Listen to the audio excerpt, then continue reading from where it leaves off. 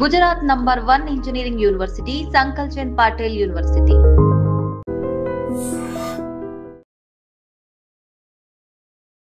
విశాఖ జిల్లాలో దారుణమైన ఘటన. రామా టాకీస్లో ఉన్న సీ ట్రీ హోటల్లో రూమ్ నెంబర్ 313లో ఒక మృతదేహం తీవ్ర కలకలం రేపింది. అయితే ఆ మృతదేహం బీటెక్ చేస్తున్నటువంటి ఒక యువకుడిది, కౌశిక్ తమ్మినేని. ఆ యువకుడి వయసు 23 ఏళ్ళు. బీటెక్ పూర్తి చేసినప్పటికీ కూడా, అంటే బీటెక్లో కొన్ని బ్యాక్లాగ్స్ ఉన్నాయి, అలాగే తనకి అనుకున్నట్టుగా జాబ్ రాలేదు అనే ఒక తీవ్రమైన ఒత్తిడి, స్ట్రెస్లో ఉన్నటువంటి ఆ యువకుడు ఫ్యామిలీకి నేను ఫ్రెండ్స్తో కాస్త రిలాక్స్ అయ్యి వస్తాను అని చెప్పి ఈ హోటల్లో ఈ నెల 10వ తేదీన చెక్ ఇన్ అయ్యాడు. అక్కడి నుంచి 10వ తేదీ నుంచి కంటిన్యూస్గా అదే హోటల్ రూమ్లో అబ్బాయి స్టే చేస్తున్నాడు.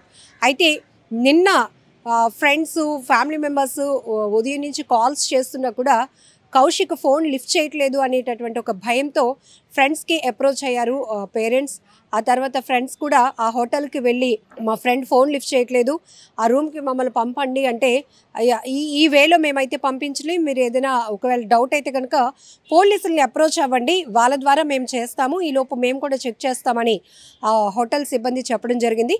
అయితే ఇమీడియట్గా 3 టౌన్ పోలీసులు స్నేహితులు ఎవరైతే ఇచ్చినటువంటి కంప్లైంట్ బేస్ చేసుకొని సీ ట్రీ హోటల్లో ఈ అబ్బాయి 313 రూమ్లో స్టే చేస్తున్నటువంటి రూమ్కి వెళ్ళి ఆ డోర్స్ లాక్ చేస్తే ఎంతకీ తీయకపోయేటప్పటికీ ఒక్కసారిగా లోపల పగలగొట్టి లోపలికి వెళ్ళి చూసేటప్పటికి ఆ అబ్బాయి చనిపోయి ఉన్నాడు.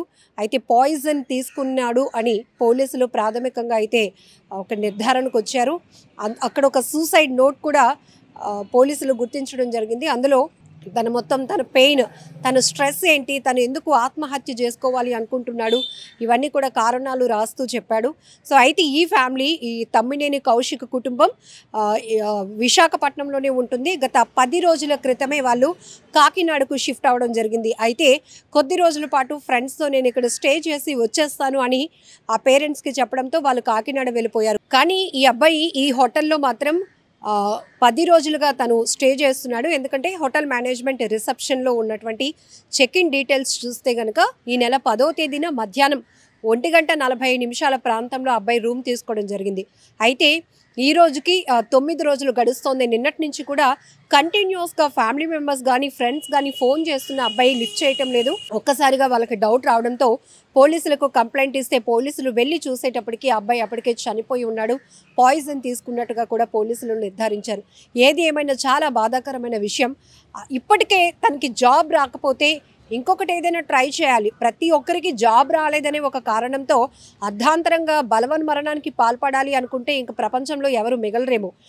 ఈ మధ్య కాలంలో ఇంత చదువులు చదువుకొని కూడా ఎందుకు అసలు సొసైటీలో ఉన్నటువంటి పరిస్థితుల్ని అంచనా వేయలేకపోతున్నారు?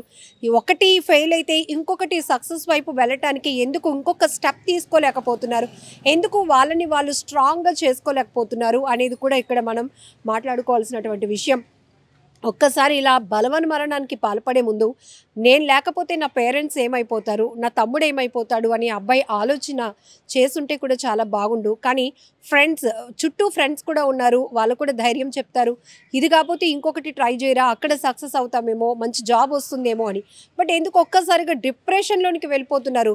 ప్రేమ ఫెయిల్ అవ్వడం, లవ్ ఫెయిల్యూర్ కావచ్చు, ఇలా జాబ్స్ లేదని, లేకపోతే ర్యాంక్స్ అనుకున్నట్టుగా పాస్ కాలేదని, ర్యాంక్స్ సాధించలేకపోయామని, ఇవే ప్రధానమైన కారణాలుగా, లేకపోతే బలవంతపు పెళ్లి చేస్తున్నారని, అది కొంచెం తక్కువ అనుకోండి. కానీ ఎక్కువగా ఈ లవ్ ఫెయిల్యూర్, అలాగే జాబ్స్ రాలేదు, ఉద్యోగాలు రావటం లేదనేటటువంటి ఒక ఆలోచన, అది విపరీతమైన స్ట్రెస్గా, ఒత్తిడిగా తీసుకుంటున్నారు, ఒక అవమానంగా తీసుకుంటున్నారు. సో దీనివల్ల బలవన్మరణాలకు పాల్పడాలి అనే ఒక ఆలోచనతో వెళ్తున్నటువంటి యువతకు చెప్పేది ఒకటే, మీరు లేకపోతే మీ కుటుంబానికి ఆ లోటు ఎవరు తీర్చలేరు. ఒక చోట మనం ఫెయిల్ అయినా మరొక చోట సక్సెస్ అవుతామేమో, కాస్త ఓపిక ఉండాల్సినటువంటి పరిస్థితులు ఉన్నాయి. ఇంత చదువుకుంటున్నారు, బీటెక్లు, ఎంబీబీఎస్లు ఇవన్నీ చదువుతున్నప్పుడు ఎందుకు అంత ఆలోచన శక్తి లేకుండా ఆకస్మికంగా, అనాలోచితంగా, లేకపోతే ఆ స్ట్రెస్లో సూసైడ్ చేసుకోవాలనే ఆలోచనకి ఎందుకు వెళ్తున్నారో కూడా అర్థం కావలేని పరిస్థితి. అయితే కొంతమంది అనుకోవచ్చు ఆ పెయిన్ అనుభవిస్తే తెలుస్తుంది అని. అలా అయితే ప్రతి మనిషికి ఏదో ఒక రకమైన స్ట్రెస్ ఉంటూనే ఉంటుంది. కుటుంబ బాధ్యతలు కావచ్చు, ఉద్యోగం కోసమో, లేకపోతే చదువుకోవడం కోసం ఆర్థిక స్తోమత లేనటువంటి పరిస్థితి, ఇలా రకరకాల కారణాలతో ప్రతి ఒక్కరూ ఎంతో స్ట్రెస్తో ఉంటున్న పరిస్థితి. కానీ అందరూ అలా అనుకొని చనిపోవాలి అనుకోవటం లేదే, ఏదో రకంగా లైఫ్ లీడ్ చేయాలి, మన ఫ్యామిలీకి మనం సపోర్ట్గా ఉండాలి, మనమేంటో మనం ప్రూవ్ చేసుకోవాలి అనే నిరంతరం ఒక తపనతోనే వాళ్ళు ఫైట్ చేస్తూ ఉన్నారు.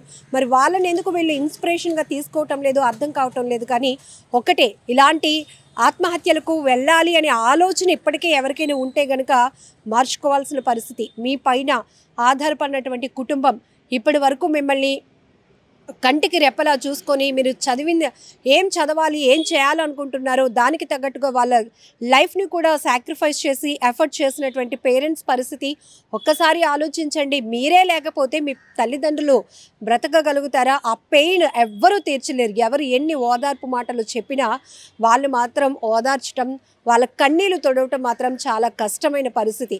ఇలాంటి బలవన్మరణాలకు పాల్పడకుండా ఉండాలని మేము కూడా కోరుకుంటున్నాం. ఖచ్చితంగా యువతలో ఒక మార్పు రావాలి.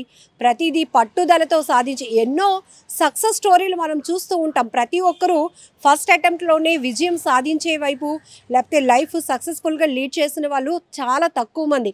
ఎన్నో స్ట్రగుల్స్ ఫేస్ చేసి ఎన్నో స్టెప్స్ ఎక్కుతూ వాళ్ళు ఎదుర్కొంటున్న ఒడిదుడుకులు ఇవన్నీ కూడా చాలా ఓర్పుతో, చాలా పెయిన్ఫుల్గా, అంటే పేషెన్సీతో ముందుకు వెళ్ళిన వాళ్ళు మాత్రమే సక్సెస్ అవుతున్నటువంటి పరిస్థితులు కూడా చాలా ఉంటాయి.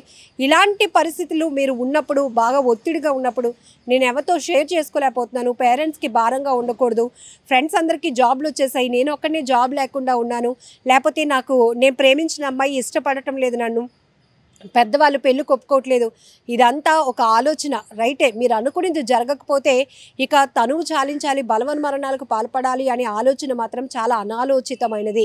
క్షణికావేశంలో మీరు తీసుకుంటున్నటువంటి ఇలాంటి నిర్ణయాలు మీ కుటుంబానికి చాలా తీరని లోటు.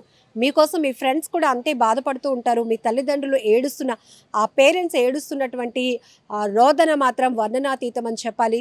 బిడ్డను కోల్పోయినటువంటి వారిని ఓదార్చడం ఎవరి తరం కావటం లేదు. ఇకపై అయినా ఇలాంటి క్షణికావేశంతో తీసుకునే నిర్ణయాలకు వెళ్లకుండా ఉండాలని మనస్ఫూర్తిగా కోరుకుందాం. And for more videos, please subscribe to iDream. Please subscribe to iDream. Please subscribe iDream. And please subscribe to iDream. For more videos, subscribe to iDream. please like, share and subscribe to the channel. Congratulations, iDream. Subscribe to iDream. Subscribe to iDream. So subscribe to iDream Media. iDream ki iDream team andarki huge congratulations. Please subscribe iDream Media. Please subscribe to iDream. Subscribe iDream. Please subscribe to iDream. iDream అంటే నా కళల channel subscribe చేసుకున్న నోరు తిరుగుతలేదు, మీరైతే గంట గుర్తు కొట్టండి. For more such videos, please subscribe to iDream. Subscribe to iDream. Please subscribe to iDream. Please subscribe iDream Media. Please do subscribe to iDream. Please subscribe to iDream Media. For best entertainment and information, please subscribe iDream. And don't forget to subscribe to iDream.